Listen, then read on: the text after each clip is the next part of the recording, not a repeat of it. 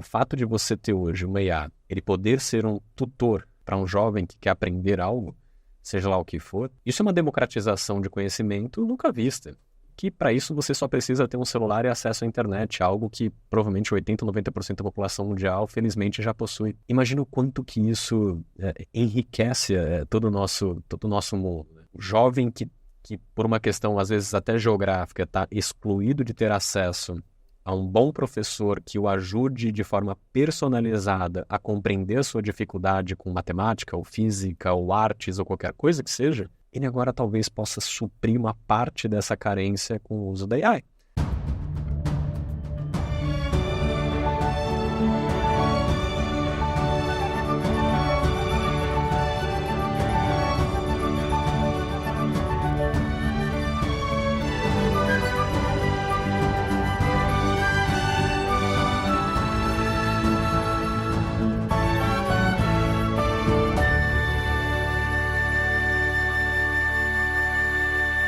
Seja muito bem-vindo ao podcast Acendendo as Luzes, uma iniciativa do IFL-SP.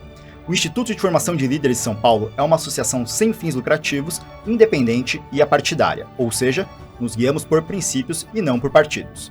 O Instituto tem o objetivo de formar com excelência líderes protagonistas, guiados pelos valores de vida, liberdade e propriedade.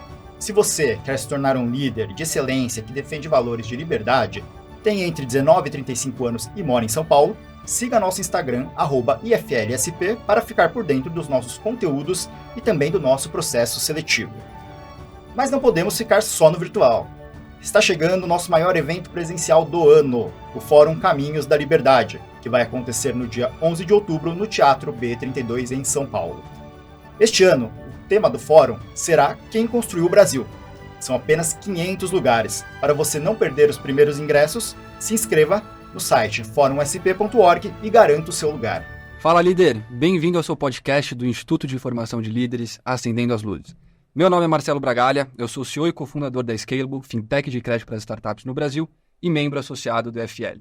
Ao meu lado eu tenho como co-host a Larissa Bonfim, formada em administração de empresas pelo INSPER, com MBA pelo London Business School, membro efetivo do Conselho de Administração e dos Comitês de Tecnologia, Expansão e Pessoas no Grupo SBF, a maior varejista de produtos esportivos da América Latina. Também é ex-presidente do FL e atual conselheira. Recentemente tornou-se co-founder e managing partner na Canastra Ventures, um venture capital especialista em inteligência artificial. Ari, seja mega bem-vinda. Obrigada, Marcelo. Muito bom estar na casa do IFL. Boa. E como convidado hoje para a gente falar sobre o tema que está na boca do povo, que é inteligência artificial, a gente tem aqui uma das pessoas, um dos crânios mais brilhantes da atualidade aqui no Brasil, que é o Magno Maciel. Magno Maciel é atualmente cofundador e CTO da Serafim, membro do Research Group da OpenAI, sócio da Thermofy, que é uma health tech de AI, e, além disso, professor do primeiro MBA de AI para negócios do Brasil, junto à Faculdade Exam. Participa como conselheiro em AI no board de empresas no Brasil e exterior, além de ser palestrante e consultor pela Catalyst AI. Ele também é idealizador e coordenador geral do G.A.AI, grupo acadêmico multidisciplinar para avaliação dos riscos das AIs de fronteira. Graduado em Engenharia Elétrica, com especializações na área de cibersegurança, programação, finanças, governança corporativa, sustentabilidade empresarial e privacidade de dados. Foi longe, hein? Seja muito bem-vindo, Magno. Obrigado, pessoal. Feliz demais de estar aqui. Espero que tudo isso não tenha sido criado pela IA. Espero que seja verdade. Boa, legal. E para a gente começar aqui com a primeira pergunta, eu queria trazer um pouquinho de luz na ordem dos fatos, de uma sequência um pouco lógica de como foi essa construção da inteligência artificial. Porque eu, como aqui um pouco leigo do meu lado, eu acho que tem ali alguns macros que eles são um pouco tangíveis, que eu pelo menos ali conheço, mas que estão longe de explicar como que isso tudo foi construído, né? Eu acho que um dos primeiros mais importantes, na minha visão pelo menos, foi ali em 1997, quando você tinha um pouco esse conflito, essa tensão da Guerra Fria entre os Estados Unidos e a Rússia, e você tinha essa guerra intelectual entre ambos, né? Então, assim, quem quer ser o mais inteligente, etc. E os russos, naquela época, e até hoje, eles valorizam pra caramba o jogo de xadrez. E o Google não. Naquela época teve o Deep Blue, me corrija, não sei esse nome, né? Os Estados Unidos desenvolveu essa tecnologia, uma inteligência artificial, que conseguiu derrotar o melhor jogador de xadrez da Rússia, e foi ao vivo, né? Foi tipo, cara, como assim? Os Estados Unidos agora é mais inteligente que vocês. Então, acho que ele foi um macro, porque tangibilizou, saiu do papel, as pessoas viram meio que o negócio acontecendo. Depois, se a gente for um pouquinho mais adiante, 2015, teve algo muito similar, que foi com o AlphaGo, que também é um jogo de tabuleiro, mas diferente de xadrez, que é muito mais probabilístico. Tem ali um lance que é pouco... acho que tem muita subjetividade nesse jogo, né? Eu acho que o documentário, para quem quiser assistir aberto, eu acho que é muito importante, bem legal. E ele mostra, assim, o cara ali da Coreia do Sul que tá jogando esse AlphaGo, ele tá olhando o tabuleiro, tá vendo a inteligência artificial ganhar dele, ele não tá entendendo nada. Assim, o cara tá olhando isso assim, tipo assim, eram 3 jogos, menor de 3. E a inteligência artificial, ela poderia ter matado o jogo logo de cara, porque ela já poderia ter dado checkmate. Mas ela deixou para ganhar no último lance. E meio que ninguém conseguiu explicar. Aí ele saiu derrotado, o nome dele era Lee alguma coisa. Ele fala, olha, eu posso ser o melhor jogador do mundo, mas existe uma entidade que eu não consigo ganhar. E fast forward para 2023, ChatGPT chegou do nada, meio que mudou, virou o mercado da noite pro dia. Acho que o produto mais rápido da história atinge 100 milhões de usuários, conseguiu em 2 meses, versus o TikTok anteriormente tinha conseguido 9. Então acho que assim, muita coisa ali, tem esses 3 macros, mas tem muita coisa também anteriormente. Então, eu queria ter um pouquinho a sua visão sobre isso e já entrando em futurologia, que acho que aqui a gente vai entrar bastante, qual que vai ser, na sua visão, o próximo grande macro que a gente vai definir como, enfim, o próximo grande step para a gente atingir no mercado de AI? E você apontou ótimos eventos que marcaram muito essa escalada da evolução da tecnologia, né? Porque quando a gente pensa agora em ChatGPT e a gente vê esses produtos que embarcam IA generativa, é interessante porque a gente está vendo uma manifestação diferente da IA. A gente está vendo uma manifestação muito mais humana, em que a gente percebe ela de uma forma muito mais... algo como até mais valioso, que agora ela fala, agora ela escreve, agora ela cria imagens, ela cria conteúdo. Mas o fato é que esse fenômeno, apesar dele ser agora percebido de forma recente, ele é tanto quanto longínquo, né? Você puxou aí até ali a década de 90, mas ela vem até lá de trás. Só que a diferença é que a IA, ela é uma tecnologia que ela acaba sendo estrutural, no sentido de muitas coisas serão construídas a partir da inteligência artificial, mas ela, por si própria, depende também de outras tecnologias estruturais. E aí, é normal a gente olhar a curva de evolução da IA nas últimas décadas, puxando aí até os primórdios, ali, década de 60 e 70, ela é muito compassada com a curva do próprio desenvolvimento computacional. Então, é natural que quando a gente teve uma aceleração do desenvolvimento dos sistemas, os hardwares, as capacidades de computação foram crescendo exponencialmente. A IA ela foi pegando um pouco desse vácuo e acelerando em paralelo.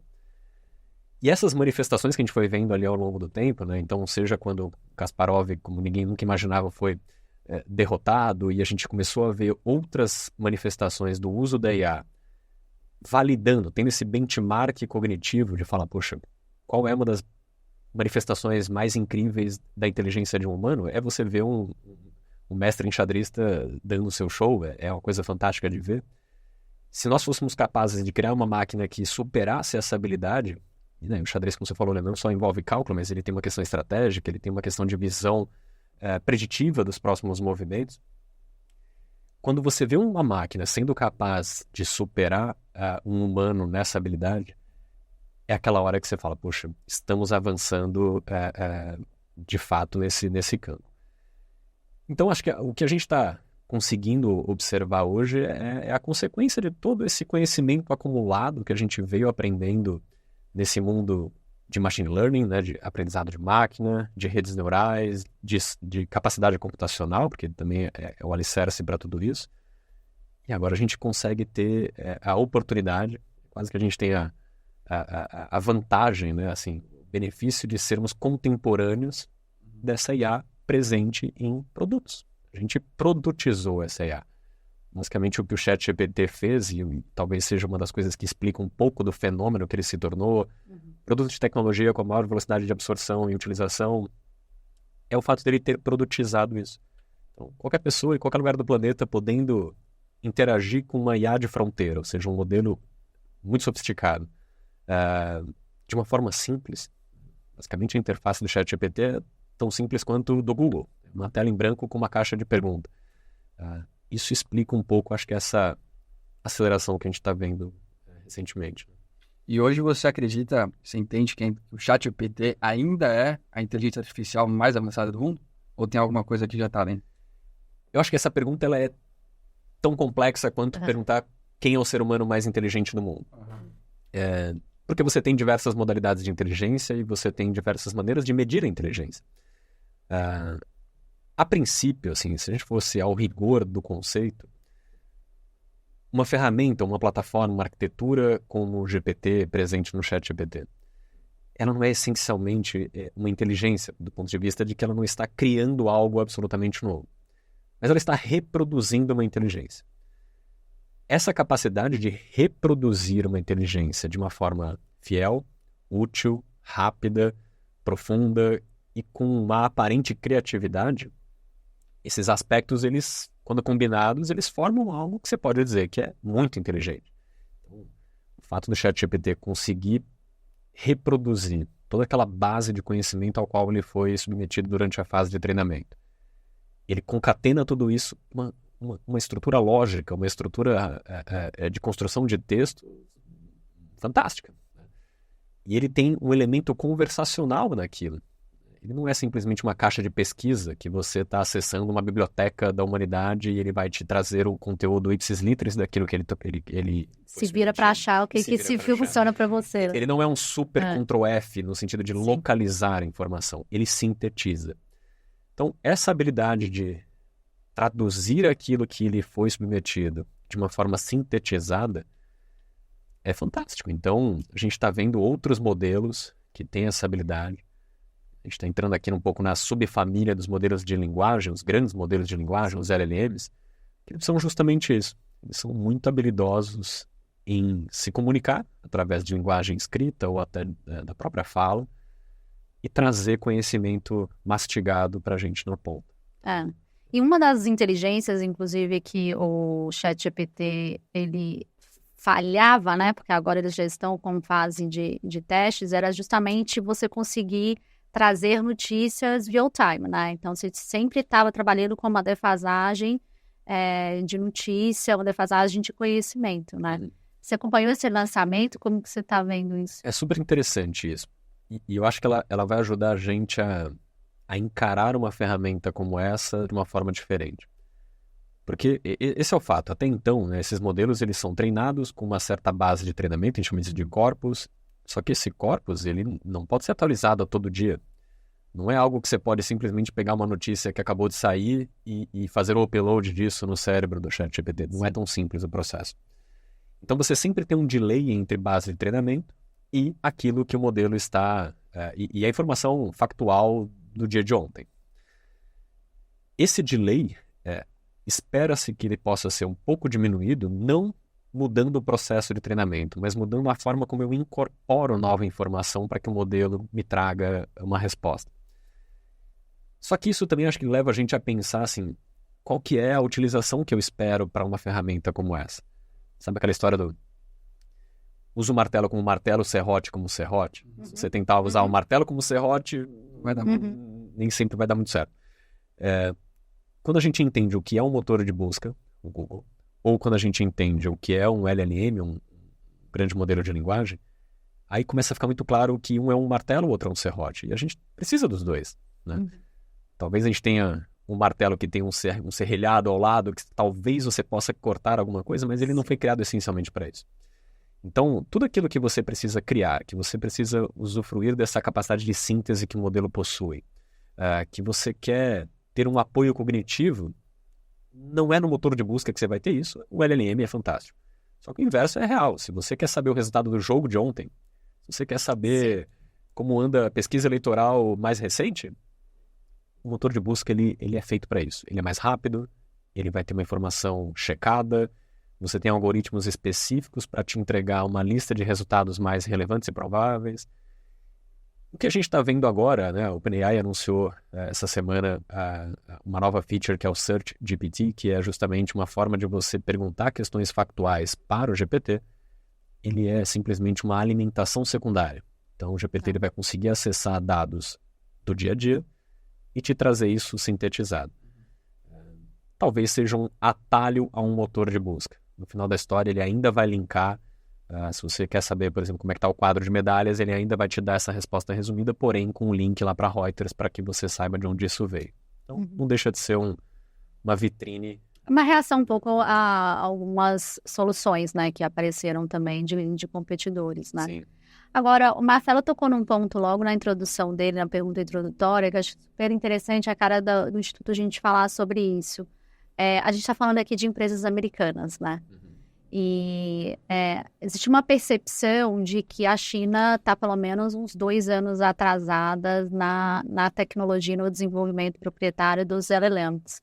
Como que você está vendo essa história? E depois a gente entra no Brasil, aqui, na nossa pequena realidade. O tema de AI, acho que ele não tem um privilégio em relação a outros temas de tecnologia nesse sentido. A gente está muito semelhante a outras vertentes de tecnologia, onde você tem Estados Unidos como ali o ponta de flecha da inovação, e você tem ali a Ásia, principalmente a China, também sendo um player relevante e algumas coisas para a Europa. No caso de AI especificamente, como eu falei no início, assim, a AI ela é muito dependente da sua base computacional. Então, não é à toa que a gente tem uma NVIDIA batendo, né, all-time high de valor, sendo a empresa mais valiosa do mundo, também que caiu um pouco semana para cá. Sim. Mas é justamente por isso. A dependência por capacidade computacional é dada. E a gente sabe o quanto a China detém, né, de cavalaria, de poder de fogo em relação a isso. Talvez a gente nem saiba exatamente o quanto que de fato está disponível. Então, essa acaba sendo uma nova Guerra Fria, né? Pegando o que o Marcelo comentou, de uma guerra comercial. o quanto que essas superpotências de tecnologia elas estão posicionadas para o desenvolvimento de tudo isso. Só no passado, a China, dados do governo chinês, né? Mas o governo chinês anunciou que no ano passado ele chegou a investir 300 bilhões só nessa parte de infraestrutura, né? Só na capacidade computacional. Ao passo que Estados Unidos, isso é muito mais focado em investimentos da iniciativa privada, e ao longo de 4 anos eles chegaram a investir acho que 60 bi do governo americano, mas ao longo de 4 anos, muito mais focado em desenvolvimento. Só para complementar aqui com dados. E é interessante que são vários elementos do ecossistema. Então, a própria questão energética também é um elemento importante, né? Esse bolo você cria com muitos ingredientes e um deles é a energia elétrica. Portanto, quando a gente fala de China, e eu conheço um pouco do mercado elétrico de China por experiências de outros carnavais, mas a gente está falando de um grid onde você tem uma matriz energética não tão limpa quanto o Brasil, com certeza não, onde você não tem regulações que sejam tão rígidas para a incorporação de novas fontes. Então, é muito mais difícil, por exemplo, você aprovar um projeto de capacidade instalada no Brasil, por exemplo, do que seria na China. Então, é um mercado que permite que isso aconteça. O governo é um pouco mais permissivo para que isso aconteça, porque eles sabem o quanto que dar energia ao ecossistema é fundamental. Custo energético muito baixo e você tem, portanto, um dos principais elementos muito mais facilitado. Essa é uma grande preocupação, por exemplo, para os Estados Unidos, que já tem aí um grid energético que tem muitos olhos em cima, tem toda uma questão regulatória envolvida, e há uma preocupação, claro, de o quanto que a IA ainda não é, mas irá se tornar provavelmente um dos principais consumidores de energia tanto na sua fase de treinamento quanto na sua fase de consumo. Total. China tem aí talvez um as na manga nesse sentido. Estima que AI já requer por ano cerca de uma Argentina, né? Em termos de consumo de energia, né? E que isso pode chegar a cerca de 20% de acréscimo de consumo de energia mundial. Até tocando nesse ponto que você falou, nessa guerra tecnológica que a gente tem no momento entre Estados Unidos e China. Eu vi ali um dado que foi, acho que, ano retrasado, o próprio Estados Unidos barrou um lote que ia sair de chips da NVIDIA para a China. Era um lote de chips assim, especialmente sofisticado, acho que era NG100 o nome dele. Então já existe ali muito essa briga, cara, quem é que vai despontar? Eu acho que a Lari tocou muito bem, o governo chinês ele tá meio que apontando o canhão e falando, cara, é isso. Assim, tá bem do top-down totalmente do governo, é um plano que eles têm que não é um plano de curto prazo. Tem até um livro que é muito bom, que eu li ano passado, que é do Kai-Fu Lee. O Kai-Fu Lee, ele é um chinês, ele trabalhou no Google, no Silicon Valley durante muito tempo. Depois, se eu não me engano, ele levou o Google ou a Microsoft para a China. Foi um dos dois. Ele foi head da Microsoft lá. Da Microsoft, né? Isso. E depois ele fundou um VC dele, que hoje também é full power, a linha AI, que nem vocês.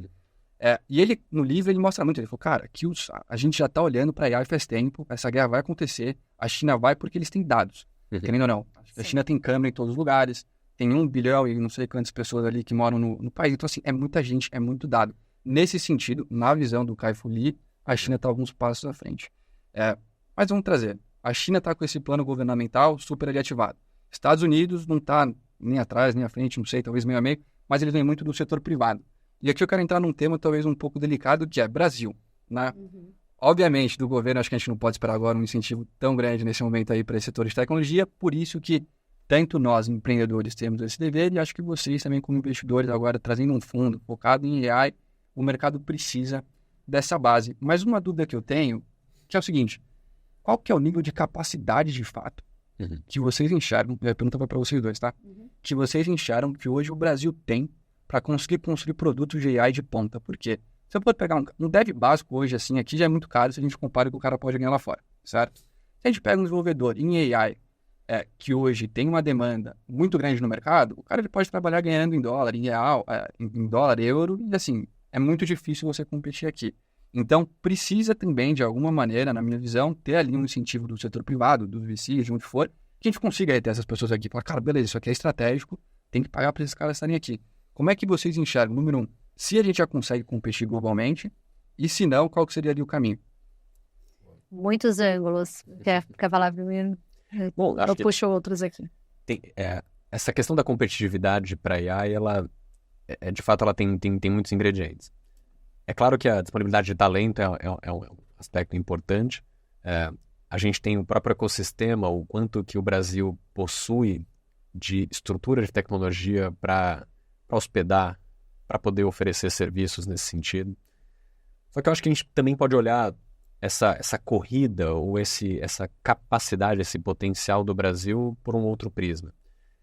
Não necessariamente você ser um país hospedeiro, desenvolvedor, aquele que serve de alicerce para a construção de algo, não necessariamente esse é o que faz você ser um player relevante. O que é o que eu quero dizer com isso? Quando a gente fala de AI, uma coisa é você desenvolver as arquiteturas. Então, não vai ser em toda esquina que vai surgir uma OpenAI, uma Anthropic, um Google, uma Amazon, Big Techs dispostas a investir dezenas de bilhões de dólares para isso. Só que talvez a gente não precise disso. Ou, na verdade, existam outras formas de você gerar valor, de você incorporar criação a partir de AI.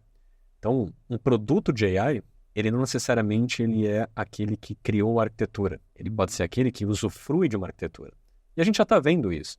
Você tem um ecossistema hoje de dezenas de milhares de plataformas, seja no formato SaaS, seja no formato de produto proprietário, que já oferecem alguma solução e que isso está se tornando cada vez maior.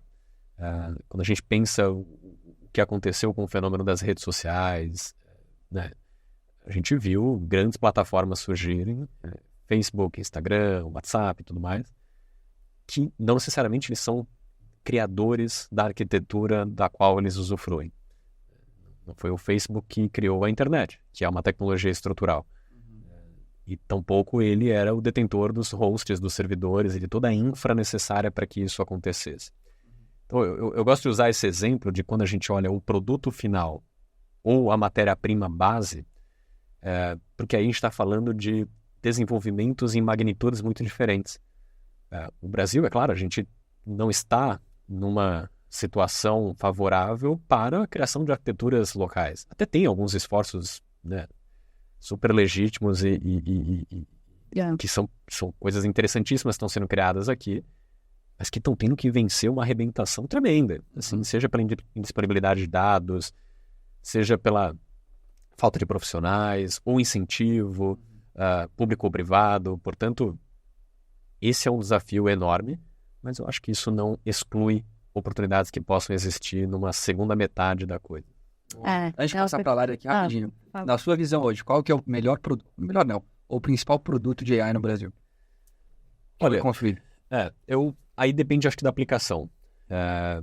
Puxando a sardinha para o meu lado, se for falar de medicina diagnóstica, a gente tem a Thermofy com uma AI fantástica que ajuda a criar diagnósticos precisos, rápidos, acessíveis e que podem ser replicados em todo o mundo, como a gente tem hoje, a gente está em mais de 20 países.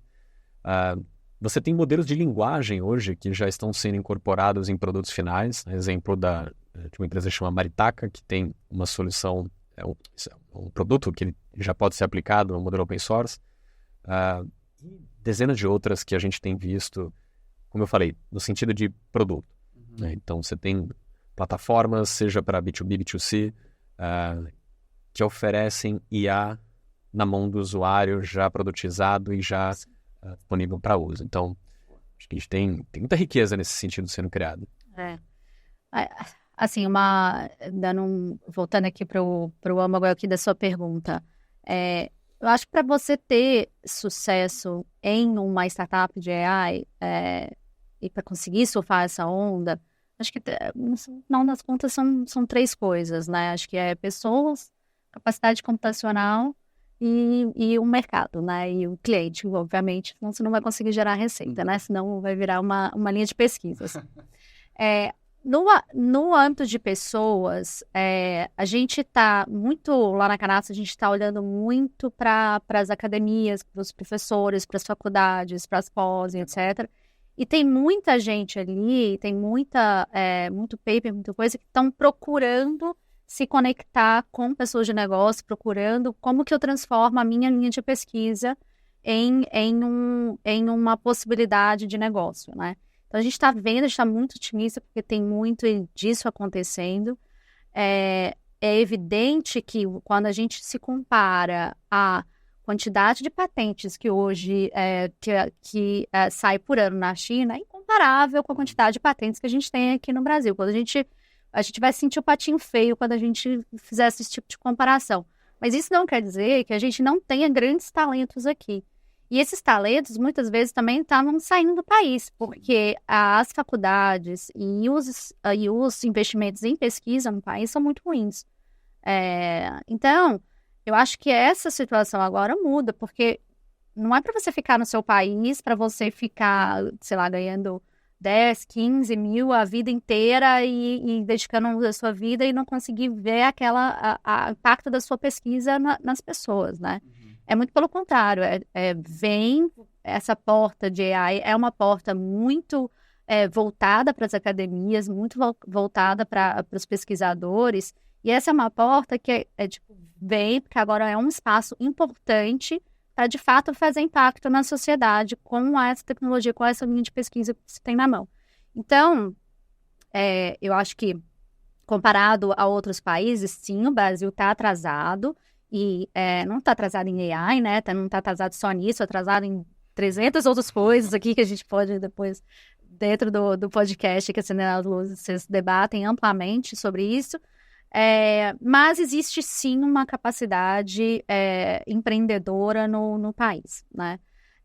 Na parte de capacidade computacional, o governo ontem, inclusive, fez um anúncio, né, no Ministério, ainda vai para o governo Lula, para o presidente Lula olhar, sobre o investimento de 23 bi em AI, tá? Uma parte disso, infraestrutura, um supercomputador, aquela coisa, um pouco do jeito do Brasil, do governo do Brasil, tentar investir, sabe?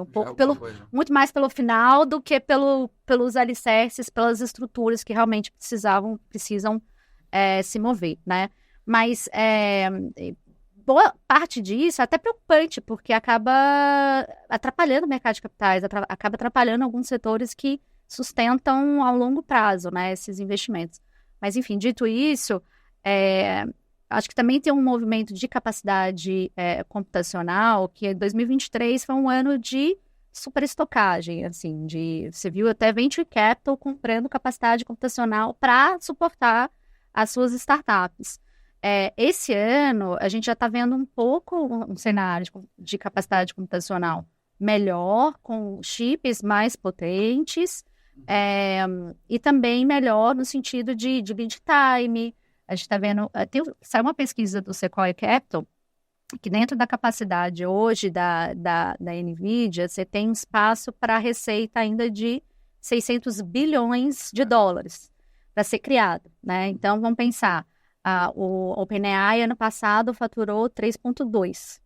Tem espaço ainda para 600 bilhões de dólares. Então, e esse é um movimento muito industrial, né? Um movimento de abrir, gerar capacidade de gerar produção houve esse momento de superestocagem, mas a gente tende a acreditar que esse é um custo que vai cair e que eu acho que o Brasil vai ser beneficiado como todo o resto do mundo deverá ser beneficiado, né?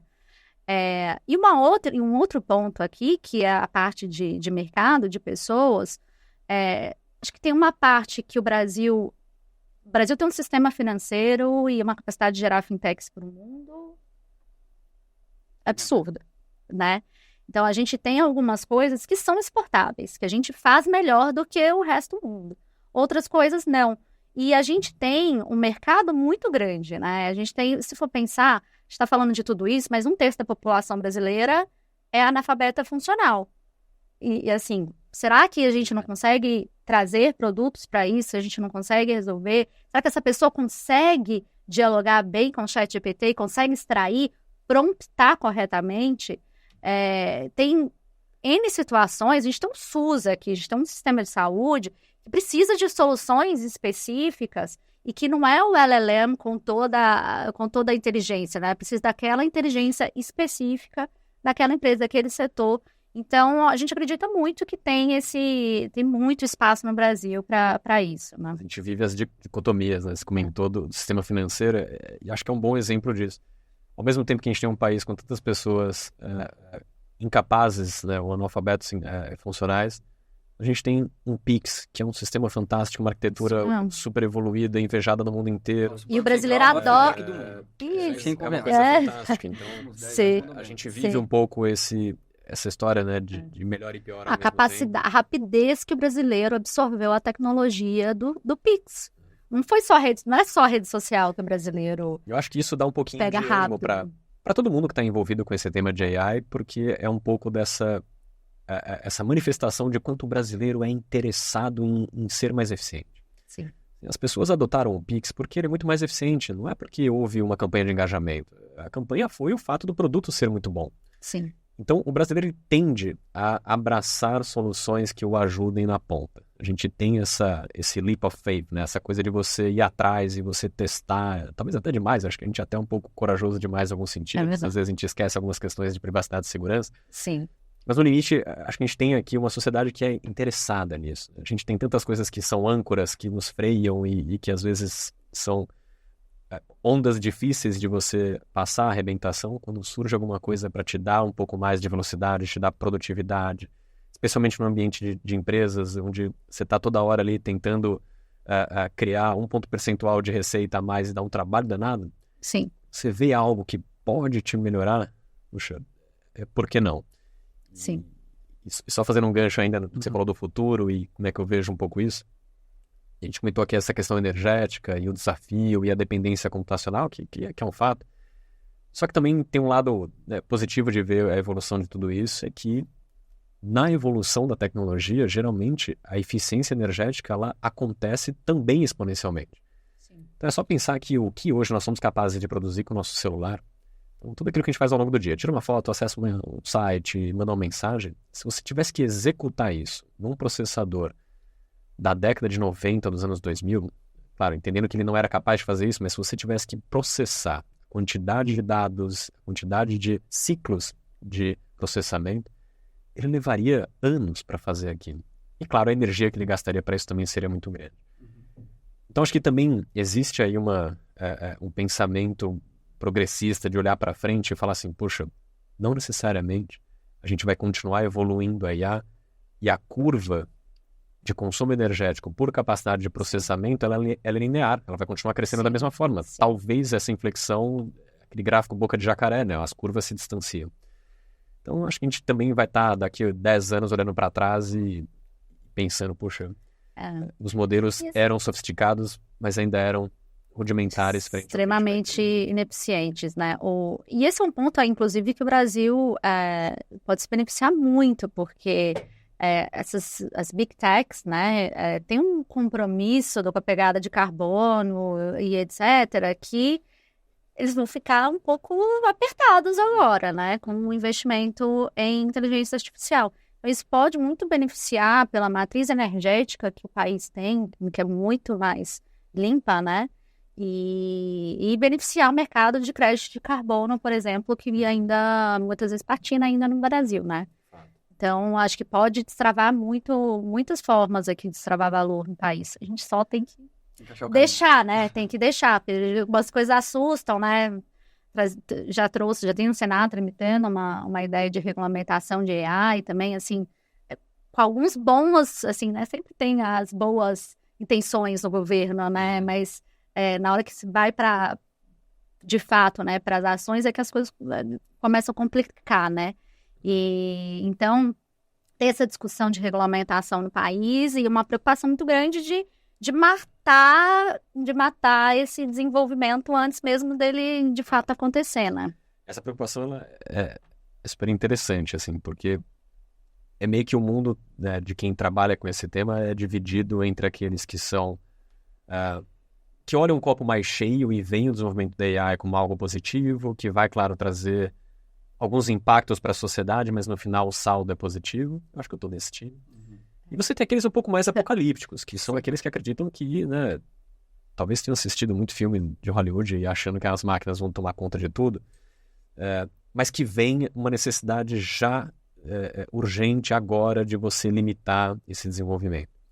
Eu sou super a favor da gente ter controles. Boa parte do que a gente faz no Gaia, boa parte do que eu fiz na OpenAI tem a ver com sistemas de segurança, sistemas de controle, formas de você monitorar. Autocontrole, inclusive, né? Porque do benefício da própria empresa. Mecanismos para você garantir que o conteúdo não só inserido, mas depois devolvido seja legítimo, não tóxico e por aí vai. Mas também a gente tem que tomar um pouco de cuidado de, ao tentar controlar a máquina, a gente acaba freando. A dose do freio precisa ser adequada na hora que você entra na curva, mas quando você está pronto para acelerar, é pé embaixo. Então, acho que esse pensamento ele precisa existir.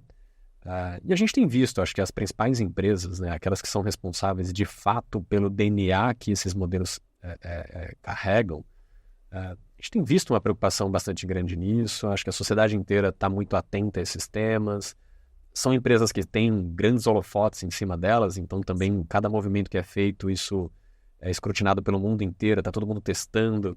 O que abre até possibilidade para as startups, né? Que conseguem ter uma velocidade, um apetite a risco de teste muito maior. E né? É muito curioso isso, porque se acompanha nos fóruns, assim, a ansiedade que os usuários estão, por exemplo, com um recurso de voz avançado do ChatGPT, que é aquilo que foi mostrado no evento de developers deles recentemente. O mundo inteiro está ansioso, reclamando que a OpenAI anuncia, mas não libera. Puxa, então, a gente está um pouco mal acostumado de achar que a cada semana tem que ter um modelo breakthrough assim, que vai revolucionar o mundo, e não é tão fácil assim. Só que, ao mesmo tempo, eu acho que isso reflete a responsabilidade que essas empresas precisam ter em liberar uma ferramenta dessa para o mundo inteiro. Você vai conseguir interagir em voz com um nível semelhante àquilo que a gente interage com um ser humano. Isso precisa ser validado. Não dá para você fazer um deploy de algo nesse sentido. Interessante. Isso é interessante as pessoas entenderem que não é um ser humano, né? Porque, engraçado, a história até pessoal. No início, quando eu estava começando a testar esses chat GPTs e tudo mais, toda vez que eu ia promptar alguma coisa, eu escrevia, por favor, não sei. Então, gente, não estou falando aqui com uma outra pessoa, não precisa, vai direto ao ponto, mais eficiência na comunicação. Eu tenho essa curva de aprendizado. Mas sobre essa parte de regulamentação, eu tenho uma analogia muito interessante, né? Que é você fazer uma analogia, por exemplo, com a bomba atômica, né? Você vai regular o acesso à produção de bomba atômica, e você vai olhar isso, ou você vai regular a física? Porque é isso que está acontecendo, né? Muitos movimentos de não, a física é perigosa. A física não pode estar na mão de todas as pessoas. Não, né? Muito pelo contrário, né? Como a gente faz para a física estar na mão de maior número de pessoas possível, como que a gente faz para as pessoas não produzirem bombas atômicas e etc. Então, acho que é um pouco esse caminho. E até assim, mudando um pouquinho o ângulo, mas continuando essa questão de riscos, que é o que a gente estava começando a falar aqui antes da gravação, mas que eu queria explorar.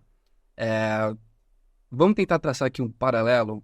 Vou voltar para a Grécia Antiga, tá? Vou pegar aqui os filósofos. Se a gente for pegar ali os filósofos pré-socráticos e pós-socráticos, tiveram ali algumas coisas que limitaram. Por quê? Mas uma delas foi a seguinte. O Sócrates, quando ele ensinava tudo no gogó. Então era falando, ele ia no parque, ele mostrava as coisas, mostrava os animais, mostrava as plantas. E por que ele fazia dessa maneira? Porque ele falava, cara, os meus discípulos têm que memorizar o que eu estou passando de conteúdo para eles. Porque se eles não memorizarem, eles não vão aprender de fato. Depois ele morre, vem todo ali o testemunho da morte de Sócrates, e o discípulo dele, o Platão, é um dos filósofos que mais começa a escrever livros. Por isso você tem também muito essa quebra. Né? Assim, a filosofia passou a ser escrita.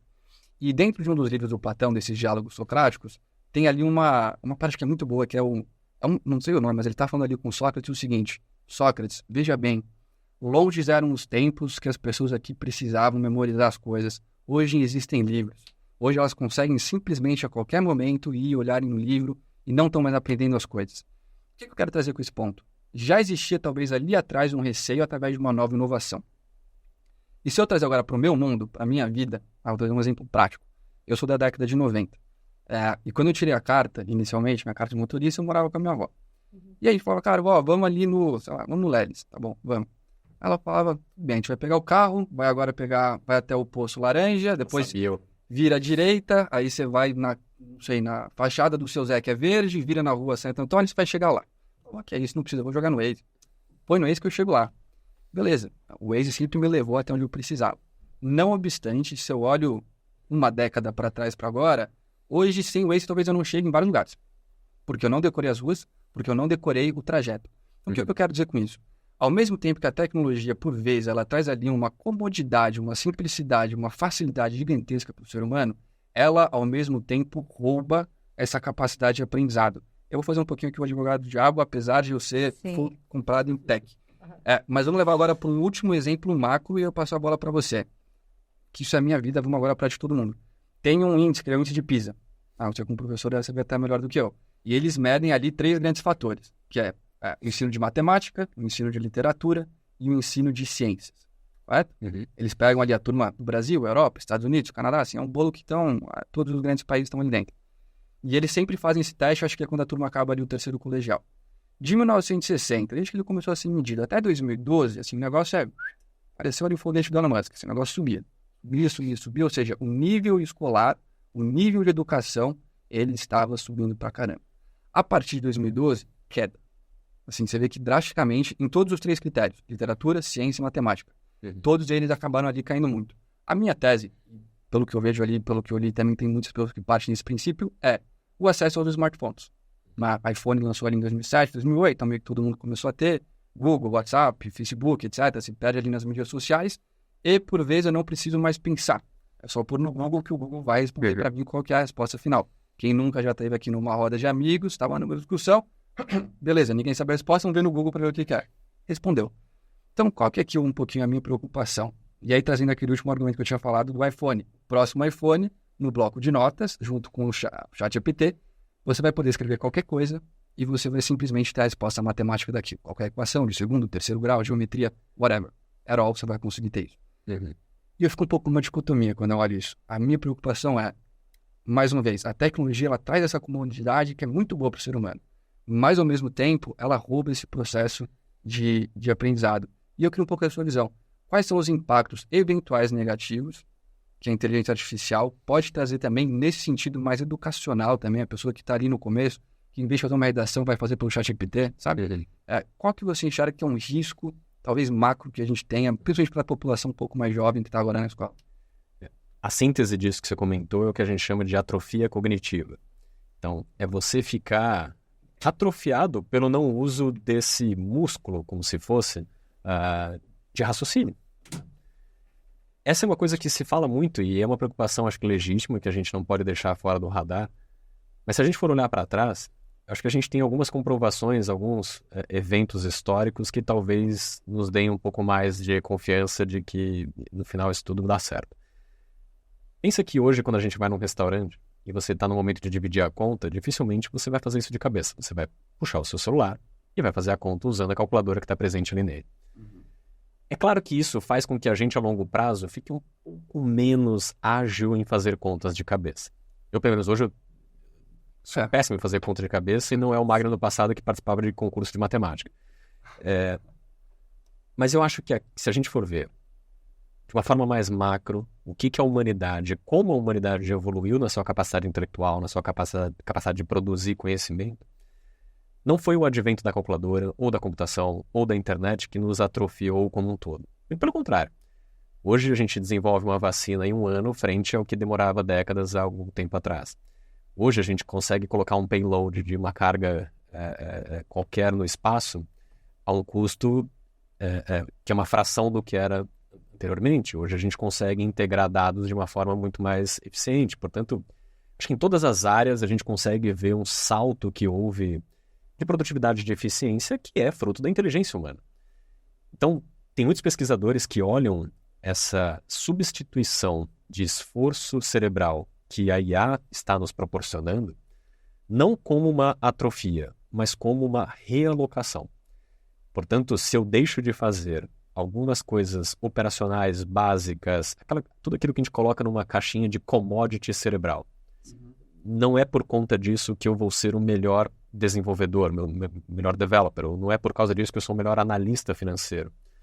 Um analista financeiro, talvez ele não é reconhecido por ser extremamente habilidoso no Excel. Ele tem que ser habilidoso em saber fazer as análises que o Excel proporciona que ele faz. O mérito desse talento, ele está muito em algo que é inerentemente humano. A IA, ela só vai tirar aquela camada base do esforço que até então a gente ainda precisava executar. Então, o cálculo da conta no final, dali do restaurante, ele é mais rápido, ele é muito mais preciso, a gente confia tranquilamente no que a calculadora produz. Só que, claro, até para que eu possa executar aquele cálculo, eu tenho um conhecimento base, né? Eu sei como funcionam as operações básicas e minimamente eu sei usar a ferramenta. Então, acho que a gente precisa ter isso no nosso radar, mas eu acho que essa realocação, ela no final ela nos traz para um campo muito mais nobre e útil do nosso CPU, da nossa capacidade de processamento. No final, é muito mais uma aliada. Né? Você falou sobre análise de crédito, né? Eu sou founder de uma fintech que faz crédito para startups e a gente debate isso muito lá dentro. Tem aqui um estudo, eu vou até pegar o nome para dar que foram eles que fizeram. São 3... Tem PhD da escola da Faculdade de Chicago, lá nos Estados Unidos, que é o Alex G. Kim, Maximilian Moon e Valerie Nokalev. O que eles fizeram ali? Assim, eles soltam vários papers, sempre de AI com finanças. Sempre. Assim, são incríveis, eu leio basicamente todos. E um que eles soltaram no dia 20 de maio era o seguinte: vamos comparar agora a última versão do ChatGPT, se ele consegue fazer um forecast de receita de forma mais eficiente do que um analista de crédito. E vamos aqui pegar o fato, não é uma AI focada em análise de crédito, é o ChatGPT que meio que faz tudo. E o que eles conseguiram deduzir? Número 1, a assertividade de um ser humano para fazer o forecast era de 52%. Se eles colocavam um prompt simples do ChatGPT, ele ficava em 50%. Ou seja, ele perdeu para o ChatGPT. O ser humano ganhou, no caso. Não obstante... Por pouco. Não obstante, aí eles fizeram uma coisa que eles chamam de chain of thought, né? Que é você fazer um prompt seguindo, de fato, todo o raciocínio que o analista teria. Sim. Quando eles fizeram isso, o jogo virou. Aí de 52 do ChatGPT foi para 60.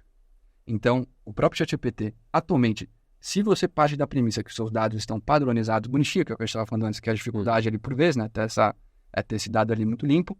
Mas o ponto é, hoje já o ChatGPT faz isso de uma certa forma melhor. Obviamente, tem aspectos objetivos que o ChatGPT não vai ter que nem um analista. Concordo. Mas ele já consegue fazer isso melhor. Então, acho que entra um pouquinho ali naquela linha que você falou. Vai liberar um espaço para o próprio analista começar a pensar, talvez, em novas skills. Mas a minha dúvida é, o ChatGPT está ficando mais inteligente que ele.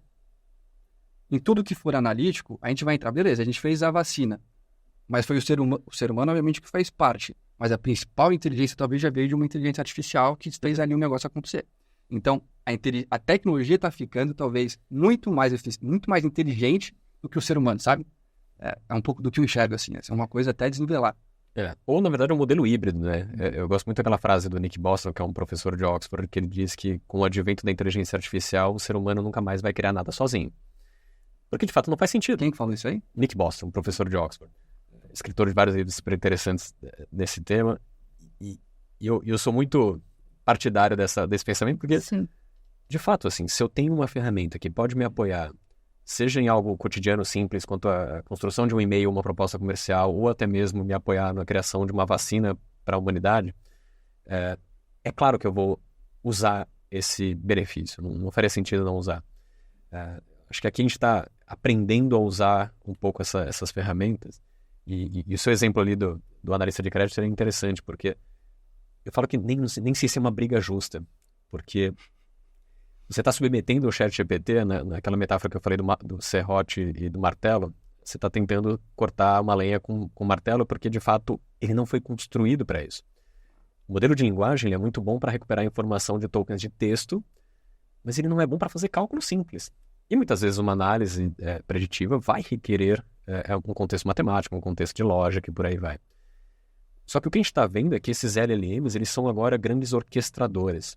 Eles são um modelo base ou um modelo piloto de submodelos com diferentes skills. Então, quando você submete, por exemplo, 2 arquivos para o ChatGPT e pede para que compare e interprete ambos e faça uma análise de um documento sobre o outro, ele não está usando a capacidade do LLM para fazer essa entrega. O LLM está interpretando a sua requisição. Poxa, ele quer que eu compare uma coisa com a outra. Deixa eu ver que tipo de documento é. São 2 arquivos PDFs. Ótimo. Eu vou invocar aqui um submodelo que é muito habilidoso em construir código. Ele já entendeu que essa tarefa exige uma capacidade de interpretar o conteúdo do documento. E para isso ele vai ter que criar uma espécie de um pequeno programa ali na sua janela de texto para executar isso. E você já deve ter visto aquela hora que ele abre ali um código em Python, rapidamente ele programa algo. Então aquilo é um submodelo atuando, que é especialista em desenvolvimento. Ele renderiza aquilo na sua tela, e aí o resultado que é processado, aí sim o LLM volta e fala, me dá aqui esse resultado do cálculo, da inferência que você fez, e eu vou traduzir isso num texto bem organizado para o usuário. Quando a gente começa a ter essa equipe, entre aspas, que os modelos agora estão sendo capazes de formar, seja por uma capacidade de cálculo, lógica, memória, análise de dados e por aí vai, aí realmente os modelos estão ficando mais capazes, né? No final da história eles estão ganhando outras skills acessórias. Eu acho que tem uma provocação humana, né? Porque eu acho que é um chamado humano de desenvolvimento. Porque, assim, de fato, se o analista continuar, assim, você não vai mais subir na carreira porque você é bom de fazer Excel.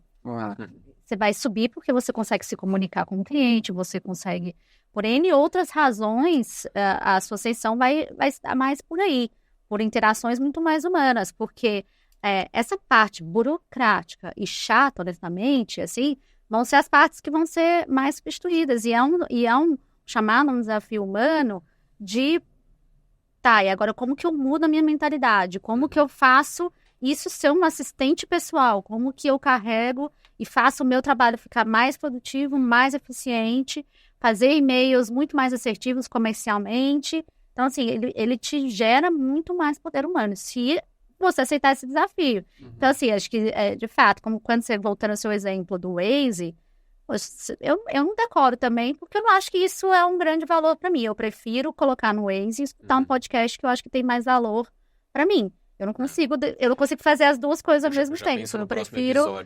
Exatamente. Eu entro no carro, falho o destino, ele me leve e eu nem tenha mais que encostar a mão no volante, porque aí eu vou ser muito mais produtivo fazendo algumas outras coisas. Já a gente pode nem mais ter que dirigir, né? Entra no Tesla ali. Nossa, é ótimo. E aí, conectando aqui. Imagina, aí você vai conseguir conversar com as pessoas, vai conseguir fazer ligações melhores, enquanto. Será que, entendeu? Eu acho que o carro dirigir de forma expositiva por esporte é ótimo, mas o dia a dia ali para quem precisa, né? Acho que o carro é um bom exemplo, né? Assim, até porque é uma coisa do nosso cotidiano, que ilustra muito essa nossa progressão da confiança na tecnologia. É claro que as pessoas não vão confiar na IA do dia para a noite. Você não vai colocar a sua empresa inteira sendo pilotada, sendo administrada por uma IA. Eu não faria isso, assim, hoje. Mas é uma confiança progressiva. Então, estava em 2019, um pouco antes da pandemia.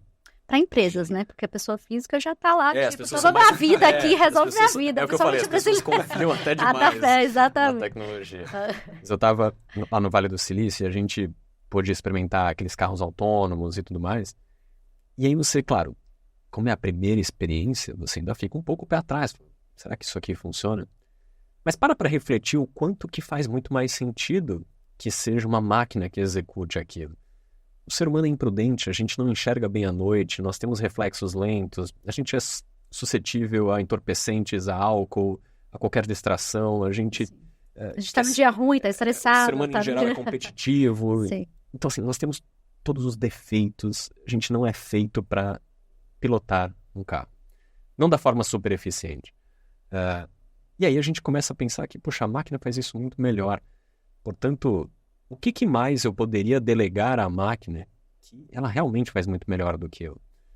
Só que talvez a sociedade não está pronta para isso ser substituído do dia para a noite. Não faz sentido. Eu costumo dizer que é a mesma história com o avião.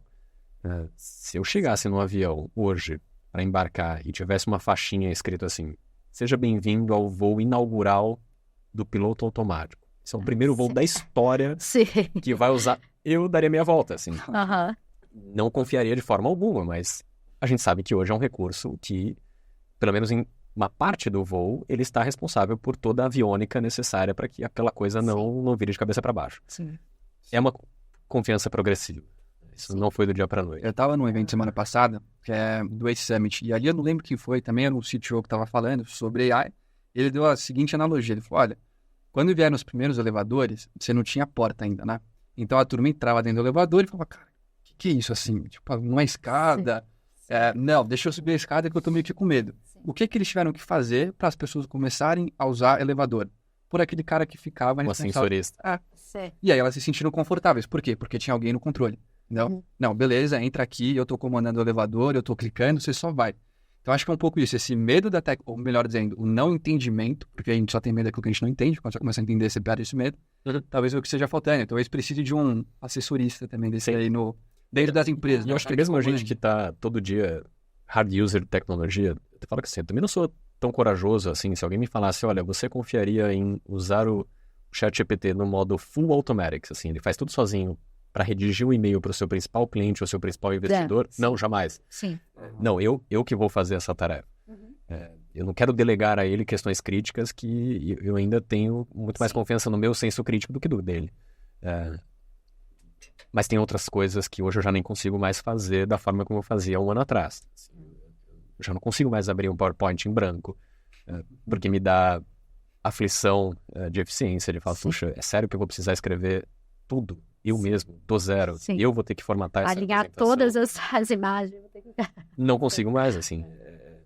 É tipo depois que você acostuma a dirigir carro automático, volta para o manual e todos os outros exemplos de como algum recurso te deixa confortável e eficiente, você não quer voltar atrás.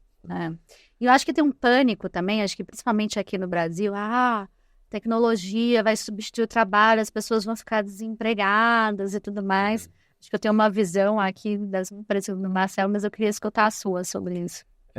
Como eu falei, assim, eu sou do time que torce e olha o copo mais cheio. Mas é claro que a gente não pode negar um efeito a curto prazo. Então, a gente já está conseguindo observar uma certa sucatização de alguns trabalhos. Isso já está acontecendo. Só que talvez esse efeito a curto prazo, ele vai ser muito mais negativo. De fato, a gente vai ter aí, talvez nos próximos 5, 10 anos, uma eliminação de postos, mas essa curva ela é uma curva J. Ela começa com uma depleção, mas depois a gente tem isso emerge novamente. E aí acho que isso não é só torcida de coração. Acho que é uma questão até quando a gente olha para trás. Você pega como o mundo mudou desde a década 40, 50, mas especialmente em Revolução Industrial, e aí quando a gente fala de globalização, depois informatização e chegando aos dias atuais. Toda vez que a gente olha a incorporação de inovação, a incorporação de tecnologia, você tem exatamente esse mesmo efeito. No primeiro momento, você tem a eliminação de postos, até porque a sociedade naquele momento ela está configurada para o que era antes. Né? Então, no momento em que a indústria automotiva ela ganhou escala, a indústria imediatamente anterior era a indústria de carroças. Então, é claro que o carroceiro perdeu o seu emprego. Sim. Natural, porque era um posto que estava presente e era dominante naquele momento anterior à inovação. Só que, fast forward nisso, quando a gente olha a quantidade de novos postos criados a partir da indústria automotiva, tem muito mais gente que trabalha hoje para essa indústria do que existiam carroceiros no passado. Isso tem uma série de estudos que mostram isso, o quanto que os principais eventos de incorporação de tecnologia foram com um saldo muito mais positivo do que negativo. O difícil é a gente acreditar que isso vai acontecer no médio para o longo prazo. Porque agora a gente ainda vai estar ouvindo as notícias de um call center com 5 mil pessoas foi desligado, porque agora essas ligações são feitas por IA. Tem aquele exemplo da... Sim. Qual que é o nome? Klarna. Já ouviram falar? É uma startup lá de Londres. E eles, assim, começaram a usar AI e baixaram um time de 700 pessoas. Mandou todo mundo embora, todo mundo que era de GS, X, etc. Falou, cara, vai embora, é AI agora, vamos aqui ganhar produtividade. E fizeram. Mas, ao mesmo tempo, você vê algumas empresas tentando aderir e meio que não dá certo, né? Eu acho que a gente não tá ainda nesse nível aqui, assim, acho que até pela confiança, assim, acho que eu, pelo menos, ainda não tô vendo um movimento de corte SG&A tão profundo, assim. Quando você olha os dados macroeconômicos, você também não vê, porque você deveria ver alguns fatores deflacionários mais fortes e tudo mais. Então, acho que esse exemplo aí, acho que também devem ter cavado um PR, assim, para aparecer na mídia um pouco. Eu falo muito assim, isso em board de algumas empresas que eu participo consultivamente, que assim, em geral, as empresas, elas pretendem crescer. Né? Isso é um dos preceitos do capitalismo, é que você cresça. É a finalidade de uma empresa, né? É a finalidade Crescer dá lucro. E para que você cresça, você tem que buscar, né? Aquela velha história, você precisa faturar mais, gastar menos e transformar isso numa margem cada vez mais interessante. Só que uma das questões para o crescimento tem a ver com as pessoas.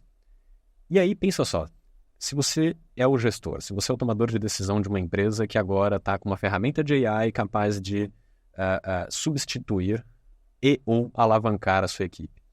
Você só tem 2 decisões. Ou você vai substituir todo mundo e aí incorpora AI, só que com isso você vai estar substituindo aquilo que era feito por aquelas pessoas e mantendo o status quo atual. Só que você tem a oportunidade de pegar aquelas pessoas e torná-las ainda mais eficientes. São pessoas que conhecem o seu negócio, que têm uma expertise que a IA não tem, que têm uma habilidade e um senso crítico que a IA talvez nunca tenha. Só que agora elas não são mais aquelas pessoas do passado, elas são a versão 2.0 delas, muito mais eficientes. É aquela história do cálculo à mão, o cálculo na calculadora. Você tinha toda a sua equipe fazendo cálculo manual no Abaco. E agora você trouxe o Excel para elas. O quanto que a sua empresa vai crescer muito mais fazendo essas pessoas agora estarem nas suas versões empoderadas do que simplesmente substituindo 6 por meia dúzia fazendo uma IA executar o que elas já faziam. Se o objetivo é crescimento, você tem que partir de um baseline e crescer e multiplicá-lo. E essa combinação humano mais máquina tem sido provada como a combinação mais eficiente. Sim. É claro que para algumas questões operacionais, para algumas questões de alto custo, baixo impacto, não há como competir com a máquina. Então, aí, essa conta de eficiência nem precisa ser feita. Mas, no geral, na média, ainda a combinação que eu chamo de modelo Robocop, né, o melhor da máquina com o melhor do homem, faz muito mais sentido. Sim. Não, e acho que é um ponto que as pessoas entendo, pode ter esse efeito de curto prazo, assim, e acho que toda mudança é dolorosa, né? Acho que para todos os níveis, né? Você fala com vários CTOs de empresa grande, tá todo mundo, os bots, batendo a cabeça como que eles vão pensar nisso. Eu acho que todos os níveis, né, das empresas, desde os níveis mais da base até a parte de conselho, tá todo mundo tipo, meu Deus, e agora? Como que eu readapto a isso, né? Então, acho que tem uma parte aí que é uma mudança dolorosa, mas eu acho que um pouco do Magno falou que assim, as empresas vão reinvestir. Se reinveste, você cria mercado, né? Então, por mais que falar, não vou, a empresa decidiu não reinvestir, vou distribuir todos os lucros para os acionistas. O que o acionista vai fazer? Ele vai reinvestir. As pessoas não entendem que o acionista não vai ficar com igual o tio Patinhas, né, em cima do negócio lá e, tipo, e não vai fazer nada, tipo, ele vai perder dinheiro fazendo isso. Então, ele é obrigado a reinvestir, a voltar esse dinheiro para a economia, né, e então isso vai gerando progresso e crescimento. Tem aquela, acho que o estudo, pelo menos do que eu tive acesso, mais coeso, com mais parâmetros e parece mais legítimo sobre o impacto econômico da IA nos próximos 10 anos, é o estudo do Banco Mundial, em que eles apontam que a inteligência artificial ela vai incorporar na humanidade 1,5 ponto de eficiência produtiva em escala global. Alguns setores um pouco mais, alguns um pouco menos, mas na média 1,5 ponto de eficiência global, o que parece muito pouco, mas quando você dá esse fine-tuning na economia como um todo, a gente está falando aí de pouco mais de 10 trilhões de dólares incorporados na economia. E é isso que você falou. Aonde esse recurso vai parar? A gente está falando em desenvolvimento de infraestrutura, em desenvolvimento de capacidade intelectual da sociedade como um todo, encurtamento de tempo para desenvolvimento de produtos, soluções, curas e uma série de outras coisas. Então, é claro que isso tem um resultado que espera-se que seja positivo para a humanidade como um todo. Não vai ser a nossa ineficiência que vai nos levar a um patamar melhor do que a gente está hoje. É natural que seja a eficiência que nos leve até lá. Sim. Eu acho que ela acaba sendo um instrumento que ilustra muito esse pensamento. What a time to be alive. Sermos contemporâneos a tudo isso. Isso, perfeito. E acho que você falou em 2 pontos, né? Assim, eficiência e produtividade. E quando a gente pensa em AI, seja ali no mundo de venture capital, sejam ali dos gestores das empresas, é o que todo mundo está esperando. Será mesmo que a gente vai conseguir ter essa produtividade, essa alavanca de produtividade tão esperada? E eu queria trazer aqui um ponto, né? Teve um economista que é o Robert Solow, se não me engano o nome dele, que ele trouxe em 1987 o paradoxo de Solow. O que é esse paradoxo? Ele falou naquela época o seguinte: veja bem, os computadores eles vão estar em todos os lugares, menos nas estatísticas de produtividade. Isso ele disse em 1987.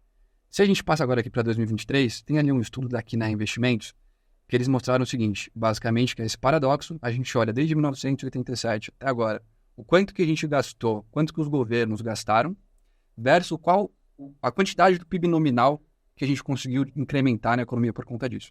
E quando a gente olha esses 2 fatores, pelo contrário, a gente não gerou produtividade alguma. E aí a gente vai poder questionar, ok, será que esse paradoxo, a maneira que a gente, nessa nova era da economia digital, se a gente está conseguindo arbitrar de uma forma correta esse valor que as Big Techs têm ou não têm? Exemplo, o Google. Ninguém aqui paga pelo Google. Se todo mundo pagasse $50 pelo Google, que eu acho que todo mundo pagaria, a gente teria os Estados Unidos teriam um PIB logo maior, certo? Porque você tem um fluxo maior. Então, esse tipo de valor ele não é capturado dentro desse paradoxo. Não obstante, quando a gente olha a produtividade, que é fazer mais com menos, então se eu estou produzindo 100 carros em 100 horas com R$100, e no ano seguinte eu produzo 200 carros em 200 horas com R$200, eu não fui mais produtivo. Eu só aumentei o meu volume. Uhum. Então, quando a gente olha por essa linha, a gente não aumentou a produtividade. Pelo contrário. E aí eu vou trazer um contraponto. O Paul Graham, vocês devem conhecer bem, que é o fundador da Y Combinator, ele estava em 2013, 2014 fazendo ali uma palestra em Stanford. E aí a turma perguntou para ele, falou, Paul, dentro do seu portfólio ali de empreendedores, o que você enxerga que é a principal característica, o principal driver que faz eles virarem produtivos? Ele tem um jeito meio cômico, né, de responder as coisas. Aí ele olhou assim, pode. Via de regra, as coisas que são contraditórias na vida são as que dão certo. Então eu vou te falar uma coisa que você provavelmente não pensou, mas é o que eu, como gestor do portfólio da YC, vejo. Via de regra, os empreendedores que são mais produtivos são os que são pais. Aí tu fala assim, cara, como assim, entendeu? Eu achei que o cara ia falar, não, é quem vira... Eu tenho bastante experiência nisso. Faz todo sentido. Faz muito sentido. Porque, pô, quem é pai, assim, ele tem menos tempo, logo ele precisa, pra ele conseguir brigar com um cara que também tá ali recebendo funding, que tá crescendo, cara, se vira nos 30, entendeu? Você sabe que você tem menos tempo, você, por tabela, vai precisar ser mais produtivo. Então, aqui eu quero entrar um pouco nesse dilema, né? Porque é uma dicotomia um pouco. A gente não teve produtividade pela tecnologia, olhando esse paradoxo, todo o que eu falei. Ao mesmo tempo, o ser humano, talvez quando a gente olha nessa ótica um pouco mais real, tirando o tech, a gente vire mais produtivo. Como que você acha, de uma forma que vai de fato impactar no PIB, como que a inteligência artificial vai conseguir gerar agora essa produtividade que está todo mundo esperando? Qual que é o canal? É interessante, eu vou dar um exemplo aqui, primeiro, de como eu vejo a máquina pública, quando ineficiente, que infelizmente é muito comum, como ela é o que eu chamo de um SDE, que é um sistema de desperdício de energia. E eu comparo ela com a pior máquina já construída pelo humano, que é o chuveiro elétrico. O chuveiro elétrico é um ótimo exemplo de desperdício de energia, porque no final da história você está transformando a energia mais nobre que existe, energia elétrica em tensão utilizável, da energia mais inútil que tem, que é a água quente a baixa temperatura, que só serve para tomar banho, não serve para nada mais. Então, o chuveiro é a manifestação disso, né? É uma máquina que pega algo muito nobre e transforma algo não tão nobre assim. No final da história, a máquina pública ineficiente é um pouco disso. Ela pega o recurso mais nobre que existe, que é a arrecadação da produção da sociedade, o imposto, né? O seu patrimônio, o meu patrimônio, de todo mundo, e muitas vezes transforma isso em água quente de baixa temperatura, que não serve para nada. Ótima analogia. Então, eu acho que a gente, pelo próprio fato em como o nosso ecossistema, a nossa sociedade, ele ainda tem grandes peças presentes desse sistema, essa ideia de desperdício de energia, ou seja, a gente ainda tem muita roda presa, a gente ainda tem muita coisa onde há desperdício de energia e recurso. Acho que a gente vai poder usufruir de tecnologias como a IA varrendo muita coisa. Tem muita coisa a ser melhor aproveitado. Então, acho que o benefício de curto prazo ele vai ser imenso. Talvez depois a gente comece a achatar um pouco essa curva da eficiência incorporada, porque chega uma hora que é mais difícil você extrair mais eficiência de algo que já está otimizado. Então, é muito positivo a gente olhar isso, seja para a área da saúde, para a área da educação. Pegando o exemplo que você deu do bloco de notas, que a Apple espera incorporar, né, a calculadora que eles estão agora trazendo, que ajuda ali a pessoa a fazer a resolução de uma equação de primeiro e segundo grau de uma forma fantástica. Imagina o quanto que isso vai empoderar um jovem, um aluno, alguém que está ali nas vésperas de um vestibular, a entender melhor como é que aquilo é resolvido. Só de você poder criar ali um gráfico onde você manipula o valor do X e você vê a curva subindo ou descendo, isso é muito mais lúdico para entender o quanto que essa variável é importante naquela equação. Então são pequenos exemplos que a gente vai tendo de ajustes, de tweaks, né? Assim, de coisas que a gente vai melhorar na nossa sociedade como um todo, e aí isso não exclui as empresas, isso não exclui a gestão pública, a sermos mais produtivos, mais eficientes. A democratização do conhecimento ela é fundamental para isso. O fato de você ter hoje uma IA, isso a gente não precisa nem olhar para frente, isso já está presente, por exemplo, no ChatGPT. Ele poder ser um tutor para um jovem que quer aprender algo, seja lá o que for, isso é uma democratização de conhecimento nunca vista. Que para isso você só precisa ter um celular e acesso à internet, algo que provavelmente 80%, 90% da população mundial felizmente já possui. Então, imagina o quanto que isso enriquece todo o nosso mundo. O jovem que por uma questão às vezes até geográfica está excluído de ter acesso a um bom professor que o ajude de forma personalizada a compreender a sua dificuldade com matemática, ou física, ou artes, ou qualquer coisa que seja, ele agora talvez possa suprir uma parte dessa carência com o uso da AI. O Khan, né, da Khan Academy, já está botando isso em prática e é fantástico ver essa redução das lacunas que a gente ainda tem na nossa sociedade, né? E olha que a gente está só no trailer do filme, né? O filme para valer nem começou de verdade. Não, essa parte da educação é impressionante, assim, os impactos que pode ter. Assim, imagina você como professor conseguir dizer exatamente na jornada do seu aluno, dentro da matemática, qual é o padrão, aonde, que tipo de raciocínio que ele não está conseguindo pegar, né? Assim, você consegue ser muito mais assertivo, né? O professor usa direto. É uma das coisas que eu já não sei mais viver sem. Eu tenho um exemplo prático, assim, que apesar de ser simples, mas acho que ele é poderoso esse fortalecimento de quem está ali com a missão de transferir conhecimento. Sim. Eu dou aula no MBA de IA para negócios, e aí a gente está falando de centenas de alunos, e existem alguns encontros ao vivo feitos com esses alunos. O que é um exercício de capacidade mental do professor, que você está lidando ali com centenas de pessoas te metralhando. Sim. E aí, eu adotei uma prática que é o seguinte: os alunos no final ali da aula vão submetendo as perguntas, tem lá uma plataforma que cada pessoa que escreve a pergunta, ela fica visível para todos, as perguntas vão sendo votadas, e aí quando uma pergunta sobe, quando a pergunta está lá, né, muitas pessoas votaram, eu vou lá, pesco essa pergunta e tento responder. Muito bem. Olha como a IA hoje está me ajudando. E exemplo simples. Quando eu vejo que uma pergunta já está ali subindo e provavelmente eu devo responder, eu simplesmente copio a pergunta, jogo isso numa ferramenta de IA que gera apresentações e ela faz em 10, 15 segundos uma apresentação fantástica com infográficos, com roteiros, com imagens, com conteúdo que eu já confio, porque eu já testei isso centenas de vezes, ao ponto de no momento em que eu vou falar sobre aquela próxima pergunta, eu já tenho uma apresentação que me ajuda a roteirizar a resposta. Qual que é essa ferramenta? chama Gama. Eu deveria ser sócio do Gama, porque o tanto que eu promovo eles deveriam ter uma sessão de equity comigo.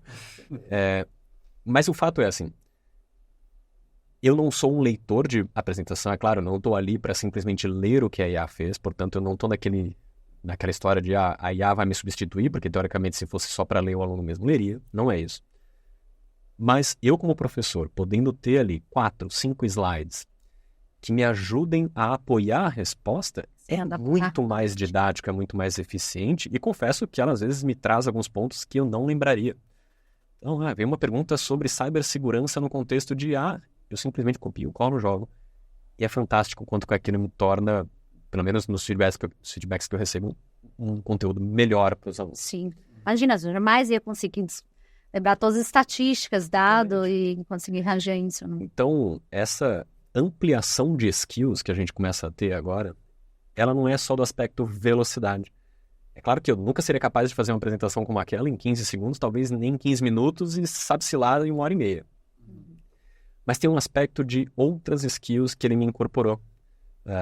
Habilidades de design, que eu não detenho, habilidades de copywriting, que talvez não seja o meu ponto mais forte, habilidades de pesquisa. Tem uma série de coisas que ela pode incorporar no nosso dia a dia profissional.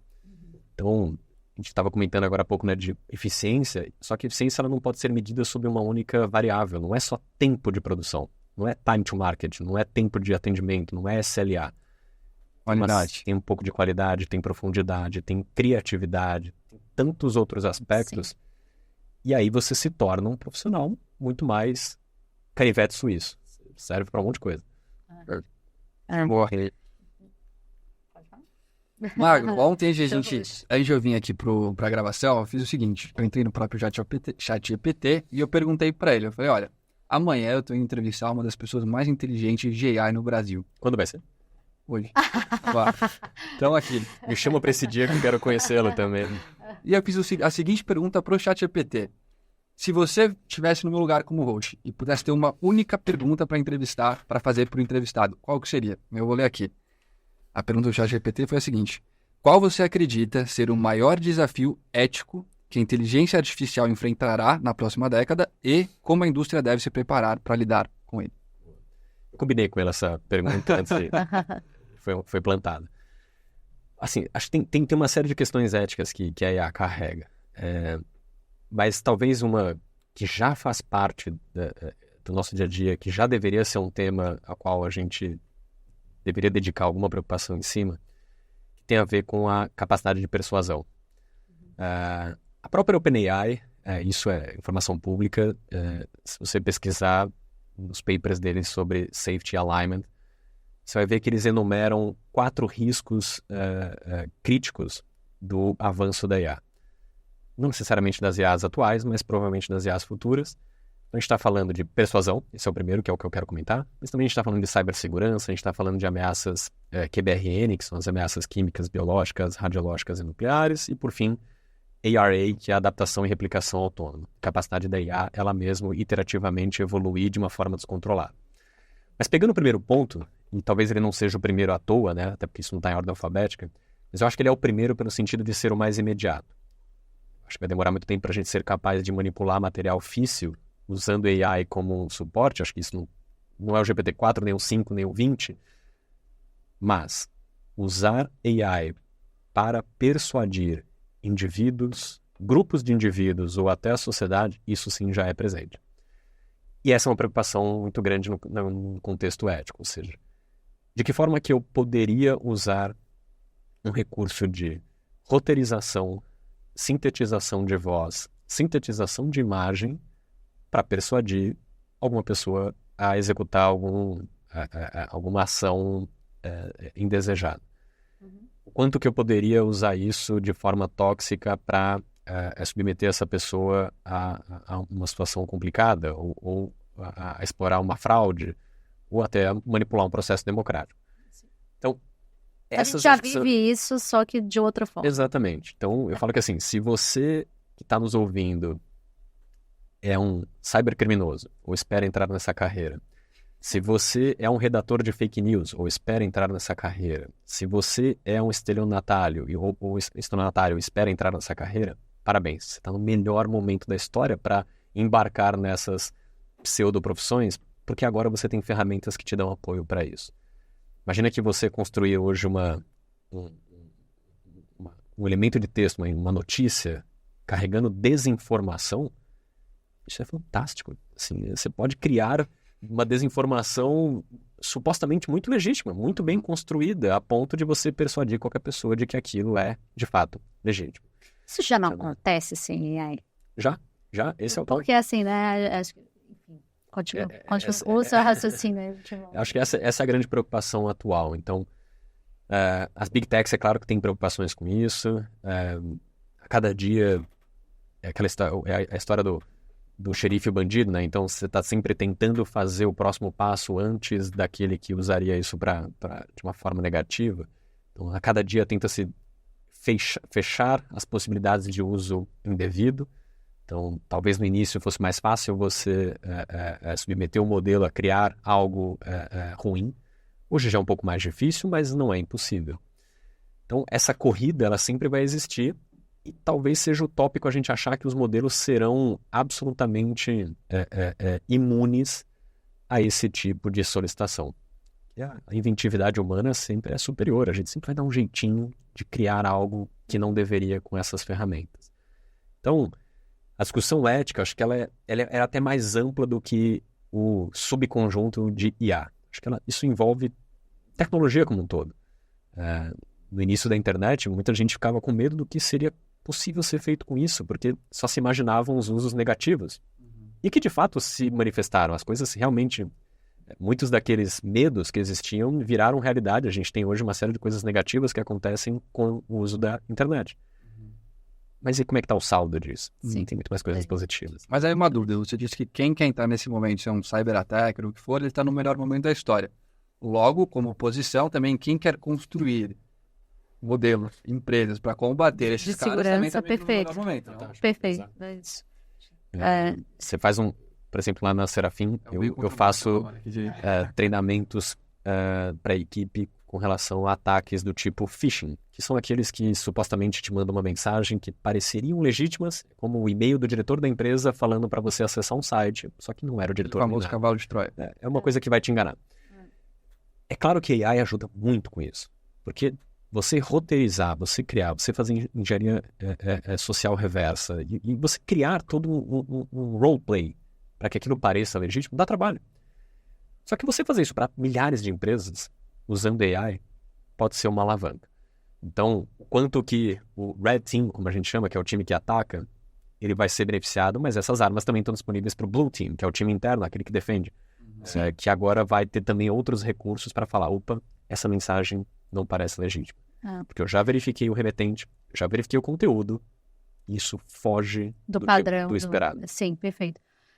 Assim, quando você falou essa questão aí, né, desse chamado contraventor aí, o malandro, né, etc., isso já existe, né, assim, eu acho que essa discussão, vamos regulamentar AI porque isso vai ser um perigo gigante, etc., isso na mão, ou qualquer tecnologia ou não tecnologia, né, assim, bom, o bandido tem o celular na mão dentro do presídio e tá se passando por outros dentro do seu celular aí faz tempo, né? Mas quem leva a culpa é o WhatsApp, foi por onde ele fez. Então, assim, exato. Então, assim, acho que são dilemas, essas questões de fake news, etc., são dilemas que a gente, manipulação de massas, manipulação de resultados de eleição, são questões que já estão na mesa, já estavam na mesa muito antes do advento da AI generativa, assim. Então, eu acho que a AI generativa, ela sofistica, né, um pouco mais isso, mas ela também, do outro lado, sofistica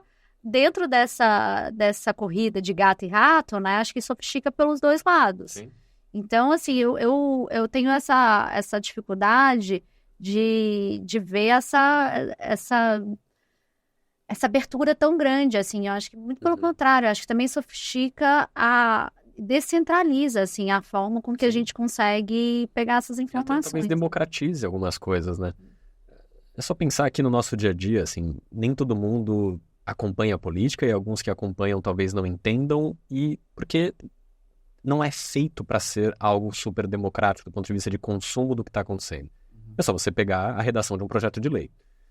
Sim. Não é toda a população que consegue entender aquilo e ter uma opinião construtiva a partir daquilo. Não é um texto que foi feito para ser didático. Não sabe o mandato, por que serve o mandato de prefeito. Exato. Né? Então, puxa, será que em algum momento a gente não vai estar experimentando um navegador de internet, um aplicativo de mensagens, um aplicativo do seu banco, ou todos os outros ecossistemas digitais que irão incorporar AI, são fatos, está acontecendo, Sim. ao ponto de que eu comece a reduzir essas deficiências interpretativas. Ou seja, eu poderia acessar o projeto de lei que talvez me interesse por algum motivo e aquilo me ajude a interpretar o conteúdo. Sim. Adaptado para mim. Sim. Adaptado para o meu nível de escolaridade, ou para a minha região, ou para o meu trabalho, ou qualquer coisa que seja. Amplia isso para uma série de outros aspectos da sociedade, o quanto que a gente está aprimorando o seu papel ativo na sociedade como um todo. Fora que a gente não pode subestimar o ser humano. Né? Assim, que muitas vezes a gente coloca o ser humano como se fosse alguém ou algo incapaz. Não, o ser humano é muito capaz. Ele só tem algumas limitações inerentes ali ao ecossistema onde ele vive. Destrava algumas coisas que eu acho que a gente tem. E esse saldo, né? Voltando ao saldo, né? O que é melhor? É ter esse conhecimento descentralizado, ainda que tenha essas externalidades negativas, ou ter o conhecimento cada vez e continuar centralizando cada vez mais o conhecimento, né?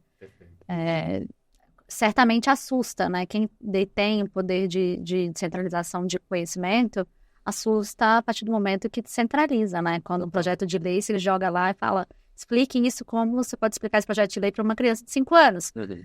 Bom, né? Seria muito fácil. Vira uma mensagem de WhatsApp, fala, deixa eu te explicar o que está acontecendo, manda para todas as tias do WhatsApp. Fantástico.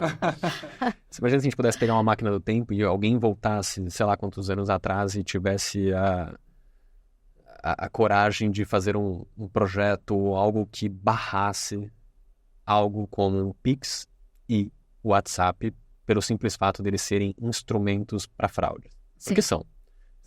O WhatsApp e o Pix combinados, eles são duas tecnologias que permitem um uso indevido em muitos casos. A gente vê aí notícia todo dia. Então, se alguém tivesse tido essa infeliz ideia no passado, talvez a gente tivesse ali uma situação natimorta dessas tecnologias. Elas sequer nasceriam, elas teriam morrido antes de nascer. Então, o quanto que é também importante a gente dosar esse controle versus a liberação. Acho que tem que ser algo muito bem pensado mesmo. Teve um golpe recentemente, pelo menos eu li algumas matérias, não sei se é 100% verdadeiro, mas vocês devem ter acompanhado. Foi uma multinacional chinesa. Você viu isso daí? Vi. E aí o cara, o VP da diferença, a diretoria estava na China, né? Mas aí tinham vários outros diretores espalhados ao redor do mundo. O cara na China entrou ali numa call, ele mais 3 diretores que estavam abaixo dele, todo mundo ali também na diferença, os caras, olha, manda aqui 5 milhões pra cá, 10 pra cá, 50 aqui, 100 ali. No final o cara falou, beleza, eu tô aqui na call, tô no Zoom, tô vendo as pessoas, tô vendo o rosto, eles estão falando comigo. São eles, né? Beleza. Foi lá, apertou o botão. Ele enviou, se eu não me engano, 150 milhões, ou de reais ou de dólares. Mas enfim, dinheiro pra caramba. Depois de alguns minutos, ele foi ver, cara, começaram a ligar pra ele, opa, por que você mandou tanto dinheiro assim pra cá? O que tá acontecendo? Ele falou, você acabou de me pedir. Eu te mandei. O cara, não te pedi nenhum dinheiro. Depois ele foi ver, era uma inteligência artificial reproduzindo, assim, a estética, a maneira de falar, conseguiu reproduzir um ser humano de uma maneira que o cara realmente acreditou que era aquela pessoa que ele vê nas reuniões. Eu fiquei um pouco chocado com isso. Eu falei, cara, uau. Tipo assim, a gente chegou num estágio assim rápido que eu falei, uau, isso aqui é chocante. E aí, você só tem 2 formas de impedir isso, né? Assim, ou teria que tirar da tomada todas as IAs atuais para que elas não continuassem evoluindo, o que eu acho que não vai acontecer. Ou você deveria, na verdade, começar a preparar todo mundo a falar assim, poxa, não confie em tudo que você vê por aí. O e-mail foi um pouco isso. Né? O e-mail substituiu a carta escrita, o fax, coisas do tipo, em que era mais fácil você verificar a legitimidade do remetente.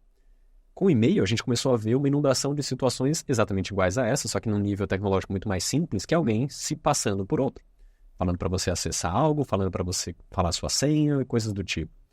Só que a gente foi aprendendo a criar ali um olhar mais calibrado para esse tipo de coisa. O problema é que a IA está avançando muito rápido e não está dando tempo da gente sedimentar essa percepção. Isso é um fator de risco. O avanço da tecnologia é muito mais rápido do que a democratização, do que ela existe de fato. Será que essa pessoa que caiu nesse golpe sequer sabia que já é possível você criar um avatar fotorrealista com uma reprodução fiel de voz? Talvez não. Sim. Acho que a gente está chegando aqui no final, Mago. Lari, tem alguma pergunta aí do seu lado que você queria fechar? Não, acho que a gente acabou cobrindo. É evidente que tem muita coisa aqui, né? Acho que se puder dar um recado, assim, acho que é um chamado, né? Para todo mundo se preparar para essa mudança, para o que está fazendo, cria espaço na agenda de todo mundo que é sempre muito ocupado, para entender o que está acontecendo, né?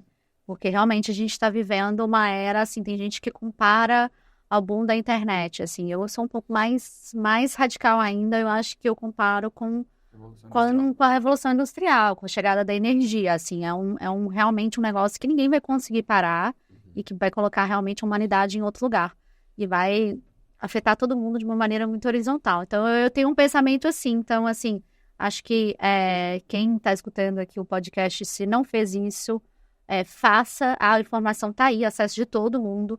A boa notícia é que é muito novo para todo mundo, né? Tem pouquíssimas pessoas que realmente trabalham com isso há 4 anos, 5 anos. A grande maioria das pessoas tá... Não tem especialista, todo mundo desbravando junto. Exatamente. Então, acho que tá todo mundo em tempo, a informação tá acessível, esse podcast só tem que ser o começo para as pessoas. E vamos caminhar junto, né, com trazer isso para o Brasil através do empreendedorismo, através de iniciativas como a IFL, como a Canastra Ventures, através das empresas que você está construindo, porque acho que a gente tem muita possibilidade. Acho que não vamos estar na frente de AI como os Estados Unidos está hoje, mas tem muita coisa para a gente criar, tem muitos mercados, tem muitos nichos que a gente, com certeza, vai conseguir navegar super bem.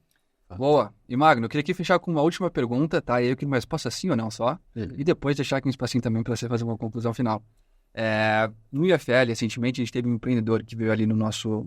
A gente tem ali uma rotina que toda segunda-feira a gente vai no Rubaiá e a gente traz tanto empreendedores, pessoas de política, filósofos, assim, todo mundo ali que consegue agregar para os associados. E recentemente a gente trouxe o Marcelo Condé. Não sei se você conhece, é um baita de um empreendedor, uma pessoa que eu admiro pra caramba.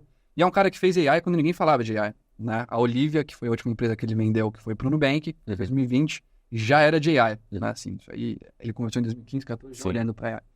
E quando ele estava lá no Jantar Debate, ele falou o seguinte, ele falou, turma, vocês têm que entender uma coisa. Pensem da seguinte maneira, hoje você é um ser humano, a inteligência artificial é um cachorro, você está dando a ordem. 2030, você é um ser humano, inteligência artificial é um ser humano. Vocês vão estar falando de igual para igual. Vocês vão discutir as coisas, o quem está correto, o quem não está, mas é de igual para igual. 2040, você é o cachorro, inteligência artificial é o ser humano. 2050, você é uma mosca, inteligência artificial já é um ser humano. Nessa proporção. Obviamente que é muita futurologia aqui, tá? Só quero 2050. Você acha que vai ser isso? Sim ou não? Sim, eu acho que sim. Melhor cortar essa parte, não é? Tá preocupado. Comparando dessa forma... Porque, invariavelmente, a nossa capacidade de progressão intelectual, ela não é no mesmo pace do que o da IA. O quanto a gente vai demorar para alcançar uma inteligência artificial geral capaz de igualar ou superar a nossa habilidade cognitiva, intelectual, enfim, eu não sei se será em 2050, 49 ou 51, se a margem de erro, enfim. Mas eu acho que isso não necessariamente será negativo. Acho que é essa que é a grande mudança de mindset que a gente precisa ter. Não é o fato dela se tornar mais capaz intelectualmente, do ponto de vista de raciocínio, ou até mesmo de execução, porque a gente já está falando de uma IA que executa comandos e não só lhe diz o que fazer. Isso não necessariamente é ruim, não necessariamente é negativo para a gente. Acho que, pelo contrário, vai ser muito positivo. Eu quero muito que isso aconteça para que a gente esteja nessa combinação, talvez não mosca e ser humano, mas... Depreciativo, mosca. A gente vai continuar sendo ser humano e vai ser outra coisa. Né? Exato. Mas eu acho que a gente vai ter um impulsionamento que, no final, vai ser bom para toda a humanidade em geral. Então, vamos torcer para que isso aconteça. Não vamos ser contrários a, acho que, esse avanço. E um recado que eu sempre dou até para o ambiente das empresas, eu faço uma brincadeira, não façam bullying com isso. Já nem faz mais sentido, né? Eu brinco que até pouco tempo atrás você ainda via muita gente falando assim, poxa, você criou esse material, mas claro, você usou o ChatGPT para isso, aí não vale. A gente precisa mudar rápido essa percepção. Sim. Não julgue, não menospreze o eficiente. Se aquela pessoa conseguiu produzir algo melhor, mais rápido, com mais qualidade, com muito mais proeficiência, se ela usou o AI ou não, o fato é que o resultado é melhor. Então, dentro do ambiente das empresas, a gente está passando agora por um processo de change management mesmo, de mudanças até de cultura. O quanto que a gente agora vai precisar incorporar essas novas ferramentas, e não faz muito sentido você falar que o seu analista de crédito, também você fez isso com Excel. É claro que ele fez, ainda bem que ele fez dessa forma. Sim. Mudar a percepção sobre o avanço da tecnologia é o que te posiciona numa posição refém ou beneficiado dela. Boa, animal. Eu acho que eu consegui aprender bastante aqui. Acho que para todo mundo, como você falou, né? Tá muito no início. O importante agora é aprender. Eu acho que esse conteúdo aqui ele vai impactar a vida de muitas pessoas. Então eu quero te agradecer profundamente em nome do Instituto, em nome talvez até da sociedade brasileira, por ter pessoas, cara, tão inteligentes, tão avançadas nesse sentido aqui no Brasil e que você continue também construindo aqui no Brasil, porque a gente precisa de gente aqui. Nossa, chama precisa. Precisa. Por aqui. Quero te agradecer muito, Marco. Eu que agradeço. O papo foi sensacional. Obrigada, Marcelo. Obrigada. Valeu. E para você que está ouvindo aqui até o final e você quer entrar no UFL, o UFL ele é a maior associação de formação de lideranças do Brasil. A gente fica aqui em São Paulo, você consegue ali acessar através ou do nosso site, uflsaopaulo.org, você consegue acessar também através do Instagram. Uma vez por ano a gente tem um processo seletivo, então se você se enquadra na faixa de 25 a 35 anos, você pode, obviamente precisa de uma indicação, mas eu acho que vocês vão conseguir achar alguém que consiga indicar. Certamente é algo que vai agregar não só para vocês conseguirem entender de AI, mas de empreendedorismo, de política, de economia e conseguirem cada vez mais ter valores liberais que levem o Brasil para frente. Não obstante, quem estiver fora dessa faixa, todo ano o IFL tem um fórum. E para você que quiser participar do fórum, no dia 11/10, a gente vai deixar aqui o QR Code, é só você acessar. São somente 500 ingressos, você vai conseguir falar tanto com os associados do IFL, para conseguir ali um convite, se você não conhece ninguém. Vão ter ali pessoas de mercado financeiro, de filosofia, de política, e certamente vai agregar para qualquer um. Então se inscreve aqui, vai no QR Code e aproveita que as vagas são limitadas. Muitíssimo obrigado. Obrigada.